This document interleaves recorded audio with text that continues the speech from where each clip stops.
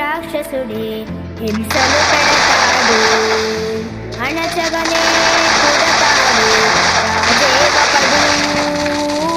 శత్రువునే కడదేర్చే పనిలో మన రాజు, హింసలనే మరిగాడు మంచిని మరిచే. చూశాడు పంతంతో పోరాడి క్రోధంతో మారిపోయాడు. తానే ఒక రక్కసుడై సాధించే గుణం ఉండాలి, బలవంతుడైన ఎదిరించాలి, నీ ఓర్పు నేర్పునిక చాటాలి, గెలవాలంటే మన్నించాలి.